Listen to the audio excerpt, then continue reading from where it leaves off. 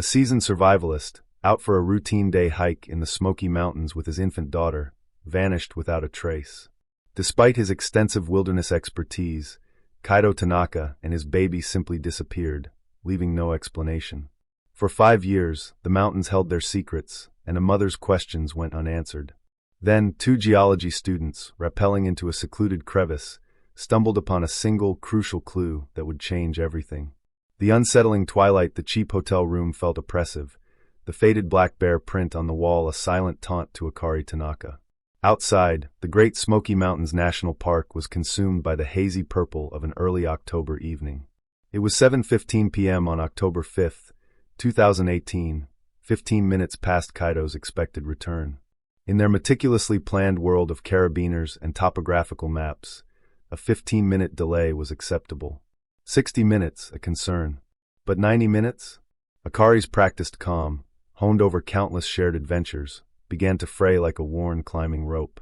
Kaido wasn't merely an enthusiast, he was a disciple of the wilderness. He navigated mountains with a quiet reverence, interpreting their language of wind, tracks, and vegetation shifts with the ease of a librarian reading a book. This was the man who packed 3 separate fire-starting methods for a simple day hike, who taught survival courses, who firmly believed nature didn't make mistakes, only people did. The thought of him getting lost was nearly incomprehensible. Yet, as the clock on the bedside table crept past 8:30 p.m., a cold, heavy dread settled in Akari's stomach. This wasn't a miscalculation, something was gravely wrong. The weight of Luna, then came the sharp, painful thought of their 14-month-old daughter, Luna. Kaido's expertise was a shield, but with Luna, his caution would have been amplified tenfold. He'd have accounted for diaper changes, toddler fussiness, and the simple joy of showing his daughter a beetle on a leaf. Their one-day hike would have been buffered with extra time upon extra time. He would never risk being caught out after dark with his child. At 9 p.m., dread solidified into action. Her hands steady, Akari dialed the Great Smoky Mountains National Park dispatch. She'd foregone holiday time from her landscape architect job for this trip, intended as a special father-daughter bonding experience. A cruel twist of fate now. Alone in the sterile hotel room, she calmly explained to a disembodied voice that her expert husband and baby were missing. She methodically relayed the details. Kaido Tanaka, 34, Luna Tanaka, 14 months. Their gray Subaru remained in the parking lot. His intended route was a less trafficked but established trail on the North Carolina side, with a planned return by 7 p.m. at the latest. The most vital piece of information was on her phone. The last message, sent at 10:32 a.m. that morning. A small burst of digital life from the trail, photos and 2 short video clips. In one, Kaido's soft, happy voice pointed out a deer to a gurgling Luna. But the defining image, soon to be the public face of the disappearance, was a selfie. Kaido beamed, his face framed by a bright green beanie and matching neck gaiter. His sunglasses reflected the dense canopy and a sliver of blue sky. On his back, nestled in a vibrant red baby carrier, was Luna, her wide, curious eyes peering from under a pale sun hat. They looked happy, healthy, and perfectly at ease. Making good time, the accompanying text read. The mountains are showing off today. Love you. The inevitable search at the park's Sugarlands Ranger Station. The report landed on the desk of Ranger Valerius Ash. A veteran with nearly 30 years of service, Ash's face was as weathered as the park's granite outcrops. He'd witnessed every kind of trouble the Smokies offered, from lost tourists to vanishing seasoned hikers. Every call was serious, but one involving an expert and a child carried unique weight. When an amateur got into trouble, the cause was often predictable. But when an expert like Kaido Tanaka went silent, it suggested something sudden, powerful, and unforgiving. As he viewed the smiling selfie, the bright colors of the family's gear starkly contrasted with the deepening darkness outside. The search, he knew, had to begin immediately. The clock was ticking, and in the vast, indifferent wilderness of the Smoky Mountains, time was a luxury they couldn't afford to waste. The first 72 hours of the search for Kaido and Luna Tanaka were a meticulously orchestrated assault against an uncooperative wilderness. The Great Smoky Mountains National Park mobilized its resources with practiced efficiency, establishing a sprawling incident command post at the trailhead. The air hummed with the thrum of a helicopter's rotors, its search pattern a futile gesture above a canopy, so dense it resembled a solid green roof. On the ground, teams of rangers and trained volunteers fanned out, their brightly colored jackets vanishing into the woods within seconds. They battled not just terrain, but the very nature of the Smokies. The mountains are a world of verticality and deception. Trails that appear straightforward on a map become treacherous scrambles over slick, moss-covered rocks. Ravines plunge hundreds of feet, hidden by rhododendron thickets so dense locals call them hells. Sound doesn't travel. It's swallowed by the immense green cushion of foliage, and a shout for help might not carry 50 feet. The search teams moved with methodical slowness, their eyes scanning every inch of the ground for a sign. A broken branch, a dropped piece of gear, a footprint in mud. They found nothing. Kaido Tanaka, a man who lived and breathed this environment, had vanished as completely as morning mist. By the fourth day, the search had swelled, drawing resources from neighboring counties and volunteer search and rescue groups from across the state. They grid off square kilometers of wilderness, pushing deeper into the backcountry. But the lack of any initial clue deeply troubled Ranger Ash. It was one thing not to find a person, it was another to find no trace of their passage at all. Kaido, with a toddler in tow, should have left a trail. The silent woods and a glimmer of hope diapers, food wrappers, the mundane signs of human presence in the wilderness. The striking absence of these markers was a puzzle in itself, a hushed, persistent question at the core of the search. Then, on the sixth afternoon, a sliver of hope emerged. A volunteer, Marcus, a retired engineer, was navigating a steep, muddy incline roughly 300 yards from Kaido's presumed path. His foot slipped, and as he reached for a root to regain balance, his fingers brushed against something cold and metallic in the soil. He carefully unearthed it, a brass compass, substantial and ornate, its glass face fractured, its needle fixed. It was undeniably ancient, a relic from a bygone era, yet it was a tangible object in a search that had, until then, yielded only emptiness. This discovery sent a jolt of excitement through the command post. The compass was presented to Ranger Ash, who examined it under a bright lamp. It was a beautiful, non-functional piece of history, and it ignited a compelling, seemingly logical theory. Kaido was an expert, a survivalist. What if his modern GPS, his phone, had failed? This was plausible.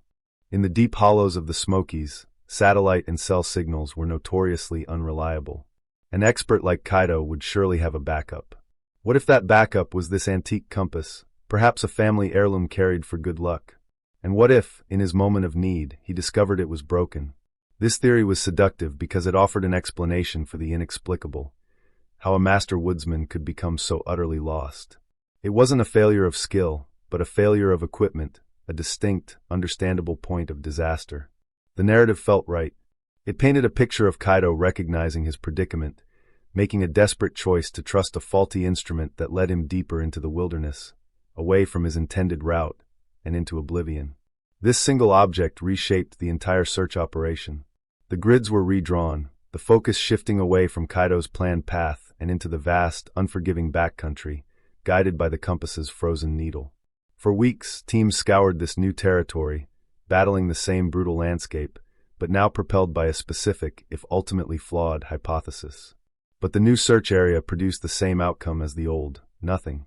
Eventually, a historical society expert examined the compass and concluded it was likely from the early 20th century, a lost artifact with no connection to the present case. The discovery that had provided so much hope was merely another phantom in the mountains, a false lead that had consumed precious time and resources. As weeks bled into months, the official search was inevitably scaled down. The command post was dismantled. Volunteers returned home, and national news crews packed up their equipment. In the void of information, a new, more cruel narrative began to take hold. It started in online forums and local gossip, a whisper that evolved into a plausible, though painful, theory. Kaido Tanaka was too skilled to get lost, the reasoning went. He knew the woods too well. Therefore, he hadn't gotten lost at all. He had vanished on purpose. The idea of an expert survivalist faking his disappearance to escape his life and live off-grid was a story as old as the mountains themselves. It cast Kaido not as a victim, but as the perpetrator of a cruel deception. This narrative shift was a second, more personal blow to Akari. She now found herself not only grieving her missing husband and child, but also defending Kaido's character against a tide of public suspicion. She knew the man she married. He was a devoted father, a loving husband. The idea that he would willingly abandon his family was a fiction she refused to entertain for a second. While the world moved on, Akari's search never ceased. She used her savings to hire private investigators who re-interviewed witnesses and re-examined the scant evidence.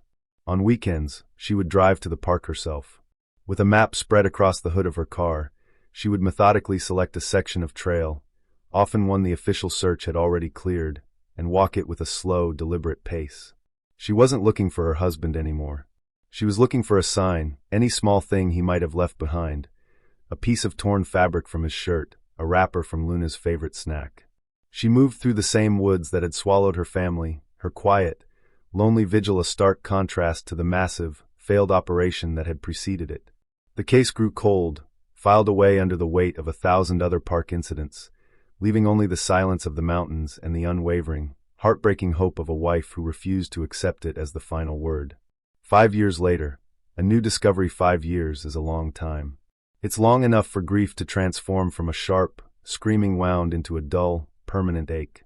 For Akari Tanaka, it was a period marked by quiet anniversaries and the fading hope that had once been a consuming fire. The national park had moved on, the case file on Kaido and Luna Tanaka gathering a thin layer of dust in a records office. In the public consciousness, they had become a piece of Appalachian folklore, another ghost story whispered around campfires. The prevailing theory remained that of a deliberate disappearance, a narrative that had, over time, solidified into accepted fact for most. The mountains had reclaimed their own, as they always did. Then came August 1st, 2023. Far from any designated trail, in a remote, high-altitude section of the park known for its monolithic granite domes and treacherous footing, 2 figures were meticulously navigating a vast boulder field. They weren't hikers in the traditional sense. Ben Carter and Sarah Jenkins were geology students from the University of Tennessee, spending their summer on a research grant to map granite erosion patterns. Their work demanded they go where others didn't, to scramble into fissures and rappel down sheer rock faces, their world defined by calipers, sample bags, and geological hammers. It was Sarah who spotted it first. Perched on a high ledge to gain a better vantage point for a photograph, she was scanning the complex jumble of rocks below. Her eyes, trained to discern subtle variations in color and texture, were drawn to a flash of something unnatural. Deep within a narrow, shadowed fissure between 2 colossal boulders, there was a patch of brilliant, insistent red. It was a color that simply did not belong in this palette of gray stone, green lichen, and brown earth. "Ben, do you see that?" she called out, pointing down into the crevice. "Looks like a piece of trash." Ben shielded his eyes and followed her finger. From their angle, it was just a sliver of color. "Probably a torn rain jacket or something," he replied, his focus on logging a GPS coordinate. "Forget it. We're losing the light." But the image nagged at Sarah. There was something about the item's placement that felt deliberate, a conscious act. It wasn't merely caught on a branch or resting loosely. It was jammed in, as if purposefully driven deep into the stone. Beyond the usual leave no trace principle, a powerful curiosity took hold. They were geologists, after all. Their profession was about uncovering hidden things. They decided to investigate further. Reaching the fissure was a significant challenge. They had to set up a temporary anchor and rappel approximately 30 feet down the rock face to a narrow, unstable ledge. The crevice itself was dark and cool, the air stagnant and smelling of damp rock.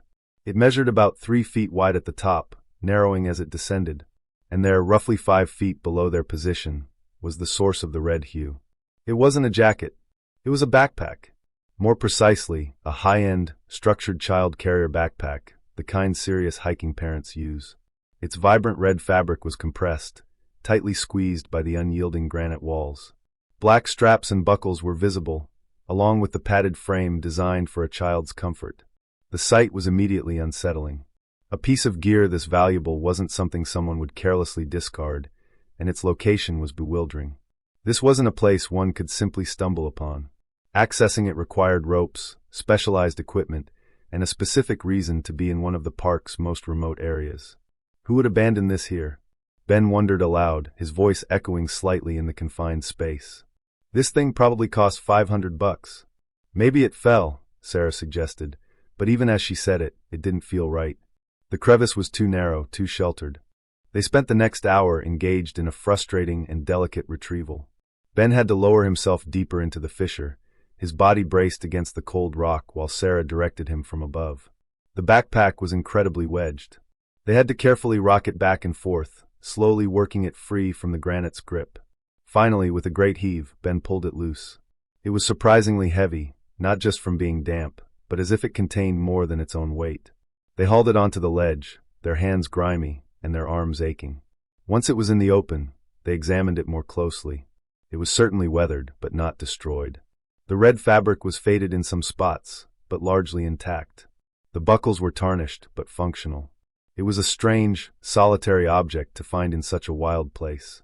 Their initial thought was to simply leave it, but that felt wrong. It was a significant piece of man-made debris in an otherwise pristine environment. They made the decision to carry it out. It was a cumbersome, awkward burden on top of their own gear, and the hike back to their vehicle extended well into the evening. The following morning, they drove to the Sugarlands Ranger Station. They brought the red backpack inside and placed it on the front counter, explaining where they had found it. The ranger on duty was an older man with tired eyes and a name tag that read Ash. He listened patiently to their story, nodding as they described the remote location and the difficulty of the extraction. But as he looked at the backpack, a flicker of something changed in his expression. A deep, dormant memory was stirring. The specific shade of red, the brand. He had seen this backpack before, not in person but in a photograph. A photograph that had been taped above his desk for the better part of a year, 5 years ago. A photo of a smiling man with a green hat and a baby with wide, curious eyes. Ranger Valiri Ash felt a cold chill that had nothing to do with the station's air conditioning. He turned to his computer, his fingers moving with a sudden, urgent purpose. He navigated through the digital archives to the cold case files. He typed in a name, Tanaka. The file opened, and the first thing that appeared on the screen was the selfie. Kaido and Luna. And on Kaido's back, the vibrant red carrier. It was an exact match. He looked from the screen to the mud-stained, weathered object on his counter and back again. "Where did you say you found this?" he asked, his voice low and serious. The cold case wasn't cold anymore. It had just been blown wide open by 2 geology students who had simply decided not to leave a piece of trash behind in the wilderness. The rediscovery of the red baby carrier sent an electrical charge through the quiet corridors of the National Park Service and the local law enforcement agencies that had assisted in the original case. An object missing for 5 years had materialized from one of the most remote corners of the park. It was the first tangible link to Kaido and Luna Tanaka since the day they disappeared. The backpack was immediately treated not as found property, but as critical evidence. It was carefully bagged, tagged, and transported to the Tennessee Bureau of Investigation's forensic lab in Knoxville. The case was assigned to Dr. Vance. She was not a typical forensic scientist. Her specialty was a unique intersection of forensic anthropology and material science. She was the person they called when the how and when were just as important as the what. Her lab looked less like a crime scene unit and more like a university research facility, filled with microscopes, mass spectrometers, and climate-controlled chambers. She was tasked with making the backpack tell its story. What had it endured? Where had it been? And for how long? Dr. Vance and her team began a methodical, painstaking examination. They photographed every angle, every stain, every tear. They took microscopic samples of the nylon fabric, the polyester stitching, the closed cell foam padding, and the plastic buckles. They analyzed the dirt and organic matter found trapped in its seams. This was not a quick process. It was a slow, scientific deconstruction. As the results of the various tests started coming in, a puzzling and deeply counterintuitive picture began to emerge. The initial assumption held by everyone, including Ranger Ash, was that the backpack had been wedged in that rock crevice for the entire 5-year period. It seemed the only logical explanation, but the science was telling a different story. The first anomaly was the UV degradation analysis. The backpack's vibrant red color, while faded, was far too bright. Dr. Vance's team used a spectrometer to measure the chemical breakdown of the dyes in the nylon fibers. They compared the results to exemplar models of the same material that had been subjected to controlled long-term exposure to sunlight. The conclusion was inescapable. The backpack had seen at most several months of direct sunlight, not 5 years. Had it been in that exposed, high-altitude crevice for half a decade, the sun's relentless ultraviolet radiation would have bleached the red to a pale, washed-out pink or orange. Then came the analysis of the fabric's tensile strength. The nylon straps and stitching, while showing some wear, were still remarkably strong. Long-term exposure to the elements, The cycle of freezing and thawing, the constant moisture, the wind, would have made the synthetic fibers brittle. Yet, the samples from the backpack retained a surprising amount of their original integrity. They had not been subjected to 5 years of harsh Appalachian weather. The most compelling piece of evidence came from the foam padding inside the shoulder straps and hip belt. Dr. Vance's discovery was a game-changer. She meticulously examined a small section of the backpack's internal padding. What she found was astounding. It was perfectly preserved, devoid of any microbial decay, mold, or water damage. This was critical, as such pristine condition would be impossible if the backpack had been exposed to the elements in a damp crevice for years. The foam's internal structure was entirely dry and stable. Her findings, compiled into a compelling report, sent shockwaves through the renewed investigation. Dr. Vance concluded, with undeniable scientific certainty, that the backpack simply could not have been in that rock crevice for 5 years. The physical evidence was crystal clear. For the vast majority of Kaido and Luna's disappearance, the backpack had been kept in a sheltered environment, a place that was dark, dry, and maintained a consistent temperature. This revelation completely overturned everything. The crevice wasn't its long-term resting place. It was merely a drop-off point. The backpack hadn't been lost at the discovery site. It had been transported there. But how? The location was incredibly remote and inaccessible. No human could have possibly carried it there just to wedge it between 2 rocks. The answer, it seemed, had to lie with nature itself. The deluge. Unraveling the mystery perplexed, Ranger Ash and his investigators turned to a new team of experts, the park's own meteorologists and hydrologists. They posed a crucial question. Could any natural event have moved an object of that size and weight and deposited it precisely in that crevice? The team launched an exhaustive review of meteorological records for the past year, specifically searching for extreme weather events localized to that sector of the park. And they found it. For months before the backpack's discovery, in late March 2023, a massive, slow-moving thunderstorm had stalled over the high peaks. This storm unleashed an unprecedented deluge, a once-in-a-generation rain event that dumped nearly 8 inches of rain in just 3 hours. Park records were filled with reports of the aftermath, washed-out trails, destroyed footbridges, and clear evidence of powerful flash floods in areas typically dry. The flood theory began to solidify. It was the only explanation that fit all the facts. The backpack had been safely stored in a protected location for years. Then the storm hit. A raging, powerful torrent of flash floodwaters must have ripped through its hiding place, tearing it from its sanctuary. The flood would have carried it downstream, tumbling it through the wilderness alongside rocks, logs, and other debris until, as the waters receded, it was violently wedged into the narrow crevice where the geology students had discovered it. This new understanding changed everything. The crevice's location was no longer the end of the trail. It was the beginning of a new one. The mystery was no longer what happened to Kaido and Luna, but where was this backpack hidden for 5 years? The search now had a clear direction. They had to stop looking at the ground and start looking at the water. They needed to think like a flood, tracing the water's path backward, upstream from the discovery point, into the wild, unknown heart of the mountains. Reverse engineering the journey. A new frontier, the flood theory, as radical as it seemed, was the only one that reconciled Dr. Vance's forensic analysis with the backpack's discovery. It transformed the investigation from a cold case into an active hydrological puzzle.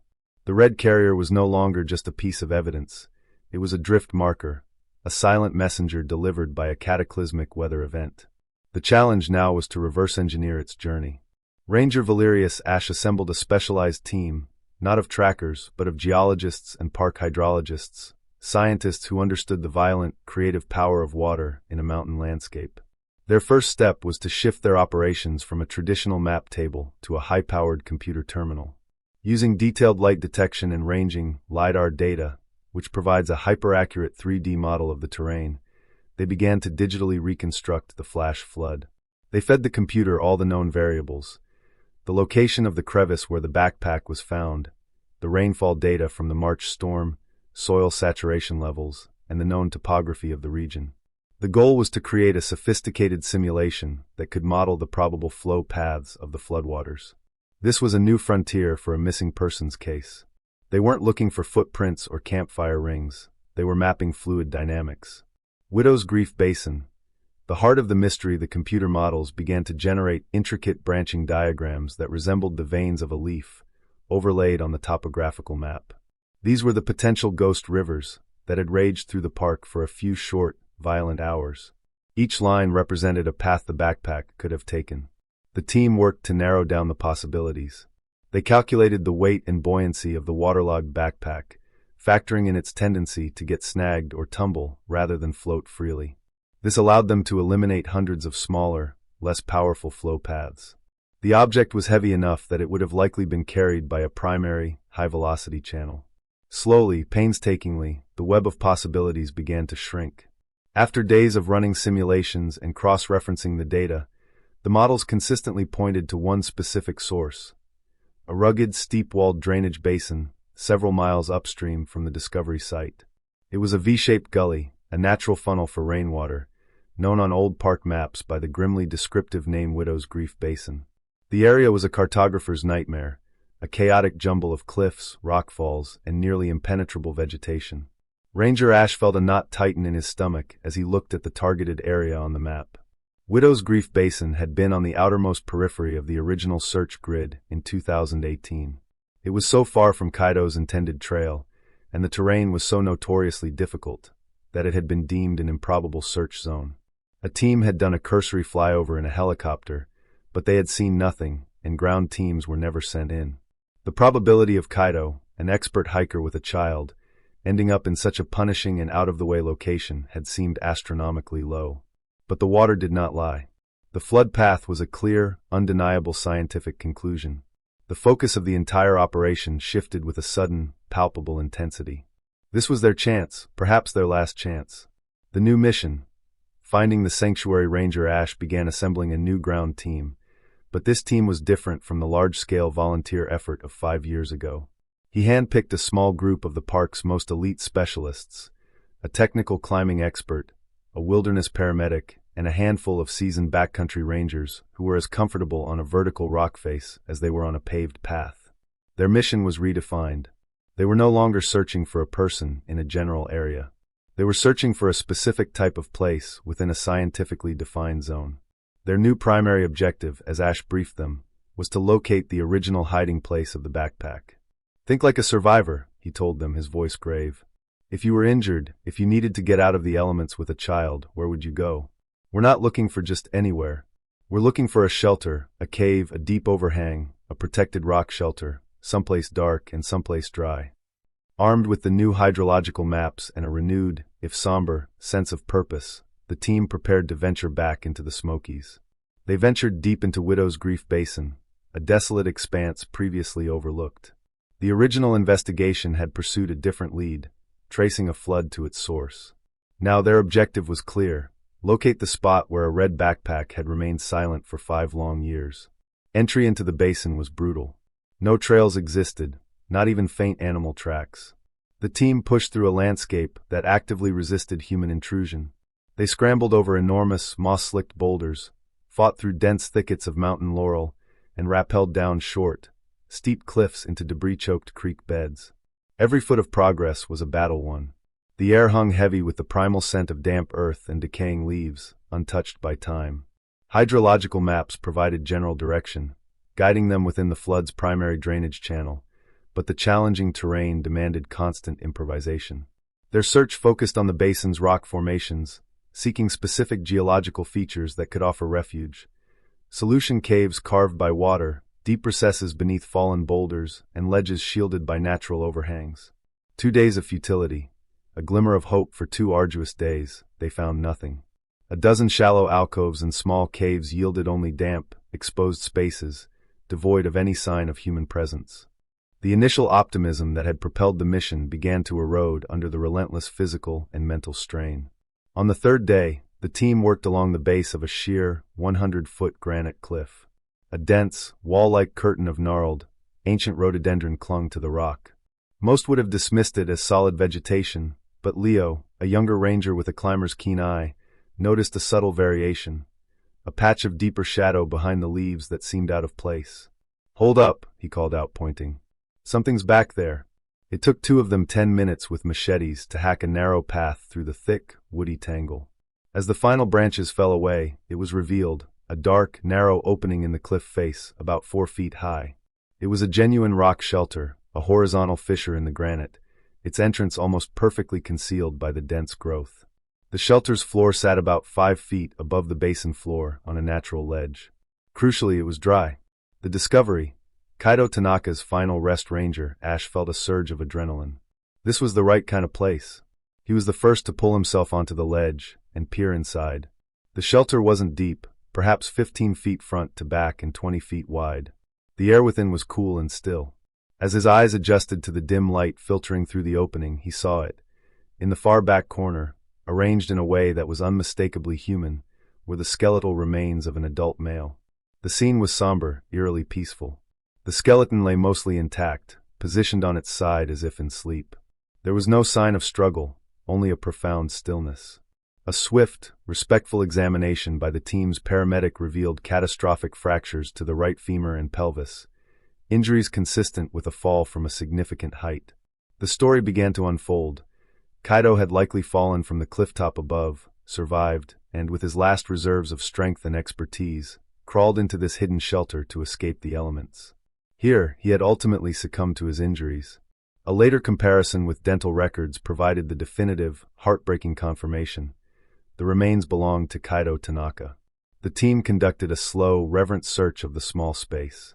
They found the tattered remains of Kaido's clothing and the rusted metal frame of his internal frame backpack, its fabric long since consumed by insects and rodents. But of Luna, or the red baby carrier that had initiated this final chapter, there was no sign. The shelter held the story of Kaido's last days, but Luna's fate remained a separate, still missing chapter. A disturbing twist. The Sango, as the forensic team meticulously documented and collected the remains, one technician, sifting through the compacted dirt floor near the entrance, felt his trowel strike something hard. It wasn't a rock. He carefully brushed away the soil. The object was metal, dark with corrosion, and had a short wooden handle. As he worked it free, he realized it was a tool, a small, hand-forged hoe with a distinct curved blade. It was heavy and crudely made, clearly not modern lightweight hiking equipment. This was a tool designed for digging, for prying. Ranger Ash came over to look. He knelt, his old knees protesting, and examined the object. Its most peculiar feature was the handle, wrapped in a complex, almost decorative pattern with faded green electrical tape. The wrapping was precise and unique. Ash had seen thousands of pieces of gear in his career, both legal and illegal, but this was different. He stared at the tool, a cold, dawning recognition creeping into his mind. He had seen this exact style of wrapping before, years ago, on gear he had confiscated from a local couple he'd repeatedly encountered for minor park infractions, like camping without a permit. They always carried tools like this. They were suspected of being ginseng poachers. The tool was a sango, an instrument used exclusively for the illegal harvest of wild American ginseng, a root more valuable by weight than gold in some markets. And it absolutely did not belong to Kaido Tanaka. A new nightmare. From tragedy to crime scene, the discovery of the sango shattered the tragic accident narrative. Kaido had not been alone. Someone else had been in this shelter. The investigation, which had just found a resolution, was instantly reborn with a host of new, terrifying questions. This was no longer just a search and rescue mission that ended in tragedy. It had become a potential crime scene. The sango's discovery was like a key turning in a lock no one knew existed. It fundamentally and irrevocably altered the narrative of Kaido Tanaka's death. He was no longer a solitary victim of the mountain's indifference. He had company in his final moments. The investigation pivoted with whiplash-inducing speed from a tragedy to a potential homicide, or at the very least, a criminal case involving failure to render aid. The rock shelter was sealed, and a full forensic team was brought in by helicopter to process every square inch of the site. The central piece of evidence was the hoe. In the sterile environment of the lab, it was analyzed for prints and DNA, but years in the damp soil had yielded nothing conclusive. Its true value lay in its unique construction, specifically the handle. Ranger Ash's memory of the distinctive green electrical tape, wrapping, became the single most important lead in the reborn case. He spent hours in the park's dusty evidence archives, pulling old files on known poachers and individuals cited for illegal activities in the park around the 2018 timeframe. Ginseng poaching is a secretive and often generational trade in Appalachia, a cash business built on local knowledge and a deep distrust of authority. Poachers are notoriously difficult to catch. They know the woods as well as the rangers, move like ghosts, and leave little trace. But they often have signature habits, a certain way of tying a knot, a preference for a particular brand of smokeless tobacco, or, in this case, a unique way of wrapping a tool handle. After 2 days of poring over aging paperwork and faded Polaroids of confiscated equipment, Ash found it, a file from 2016, a minor citation for an illegal campfire. The focus of our investigation narrowed to a local couple, Quentin and Isella Mayfair. A crucial piece of evidence linked them directly. A photograph from a previous report showed a digging tool with a handle wrapped in the exact same pattern of green electrical tape found at the scene. This was an undeniable match. The Mayfairs were no strangers to the area's unspoken rules. They were known to frequent the park, part of a tight-knit community of fiercely independent, often impoverished families living on the park's edge. These families sometimes viewed the park's natural bounty as their own. For years, the Mayfairs had been suspected of poaching, particularly ginseng, but they were always too cunning to be caught with a significant haul. Now, however, the investigation finally had names to pursue. A suspicious departure and a faint trail. A deep dive into public records revealed something highly suspicious. Quentin and Isella Mayfair had abruptly sold their small rented property and moved out of state in the spring of 2019. This was approximately 6 months after Kaido and Luna vanished. The timing was impossible to ignore. It felt less like a simple relocation and more like a desperate flight. Investigators from the Tennessee Bureau of Investigation, TBI, took over, meticulously tracing the couple's digital footprints. Their path led them first to West Virginia, then to a secluded corner of Kentucky. Their trail wasn't intentionally hidden, but it was incredibly faint. The subtle digital crumbs left by people living on the margins, relying on cash transactions and avoiding official documentation. After several weeks of painstaking effort, the Mayfairs were finally located. They were living in a small, dilapidated house at the end of a long, unpaved road in a remote eastern Kentucky county. And they weren't alone. The unthinkable possibility neighbors reported that the couple had a daughter, a quiet, shy girl, around 6 years old. They were known to be intensely, almost obsessively protective of her. The mere existence of this child sent a wave of tense, almost unbearable speculation through the investigative team. The age was eerily perfect. Could it be? Was it truly possible that Luna Tanaka wasn't dead, but had been living with this couple for the past 5 years? The situation became extraordinarily delicate. If this child was indeed Luna, a heavy-handed, aggressive approach could be catastrophic. She would have no memory of Kaido or Akari. The Mayfairs were, for all intents and purposes, the only parents she had ever known. A sudden, violent separation could inflict profound new trauma. A soft approach and a powerful tool, a meticulous plan was formulated. A soft approach. A small team of investigators, including Ranger Ash, whose familiar, weathered face might be less intimidating than a city detective's, would make the journey to Kentucky. There would be no sirens, no immediate warrants. They would arrive with a simple question. They would knock on the door, present the facts as they understood them, and observe the Mayfair's reaction. The centerpiece of their strategy wasn't a weapon or a warrant, but a single, potent object sealed within an evidence bag, the hand-forged sango with its distinctive green taped handle. They were banking on the hope that the sight of this spectral reminder from their past would be enough to break 5 years of silence. The confrontation, the drive to eastern Kentucky, was quiet, thick with tension. The landscape gradually transformed from the sharp peaks of the Smokies to the rolling, worn hills of coal country. The house matched the records precisely, a small, white-clapboard structure at the end of a rutted dirt lane, surrounded by untamed woods. A few rusted toys lay scattered in the overgrown yard. As the unmarked investigator's car pulled up, a thin curtain twitched in a front window. Ranger Ash, flanked by 2 plainclothes TBI agents, ascended the creaking wooden steps and knocked. After a long moment, the door opened a few inches, held by a chain. Quentin Mayfair's face appeared in the gap, thinner than Ash remembered, etched with a permanent, weary suspicion. "We're not buying anything," Quentin stated, his voice flat. "We're not selling," one of the agents calmly replied. "We're here to talk about an incident in the Great Smoky Mountains National Park from October of 2018. A flicker of unmistakable fear crossed Quentin's eyes. "Don't know what you're talking about. We ain't been there in years." He attempted to close the door, but the agent placed a hand flat against it, not forcing it, but gently holding it in place. From inside, a woman's voice, sharp with anxiety, called out, "Quentin, who is it?" Isella Mayfair appeared behind her husband, looking older than her years, her face pale and drawn. It was then that the second agent slowly and deliberately raised the clear evidence bag he was holding. Inside, resting on a sterile white background, was the sango. The faded green electrical tape seemed to glow with unspoken history. The effect on Isella was immediate and devastating.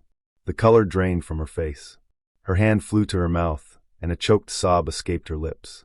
The carefully constructed wall of denial that she and her husband had lived behind for 5 years crumbled to dust in that single moment. Quentin's own defiant posture collapsed as he witnessed his wife's reaction. He unlatched the chain and stumbled back into the living room. Ash and the agent stepped inside. The confession the house was sparsely furnished but clean. A little girl with dark hair and wide, solemn eyes peeked out from behind a doorway before Isella gently shooed her away. It was Isella who spoke first, her voice a torrent of words held back for half a decade. Through racking sobs, she confessed the entire, heartbreaking story. They had been in the basin that day, digging for ginseng, a good haul they hoped would see them through the winter. They were packing up to leave when they heard a cry. Not an animal, but a human. They followed the sound and found Kaido at the base of the cliff, his leg bent at an impossible angle, his face ashen with shock and pain. And next to him, wrapped in his jacket, was the baby Luna, crying from cold and fear, but miraculously unharmed. Kaido, delirious and knowing he was dying, had begged them, not for himself, but for his daughter. "Save her," he had pleaded, pushing the baby towards them. "Please take her. Save my baby." They panicked. They were there illegally. They were terrified of being implicated in his death, of being sent to prison. In a moment of desperate, flawed reasoning, they made a choice. They took the child. They took the red baby carrier, which held diapers and formula. They left Kaido with their water bottle and fled, scrambling out of the basin in a blind terror. In their haste, Quentin had dropped his sango in the shelter. They didn't realize it was gone until they were miles away. They drove all night, the silent, wide-eyed baby in the back seat. They told themselves they would drop her at a hospital or a church, but they never did. Days turned into weeks. They were poor, childless, and had fallen into a strange, desperate love with the little girl who had fallen into their lives. They gave her a new name, raised her as their own, and lived every single day under the shadow of what they had done. Resolution and a new beginning. Quentin and Isella Mayfair were taken into custody without resistance. Their daughter was gently placed into the care of Child Protective Services, a specialist explaining that her parents had to go away for a while. A DNA sample was taken from the child and rushed for testing. The call came to Akari Tanaka 2 days later. The voice on the other end of the line told her that her husband's remains had been found. But before she could fully process that wave of old, familiar grief, the voice delivered a second, impossible piece of news. They had found her daughter. Luna was alive. The case was officially solved. But for Akari, a new and profoundly complex journey was just beginning. The reunion she had dreamed of for years would be with a 6-year-old girl who did not know her, a child whose entire world was about to be turned upside down. Justice had been served, but the resolution was a mosaic of sorrow and hope, a testament to the enduring, complicated consequences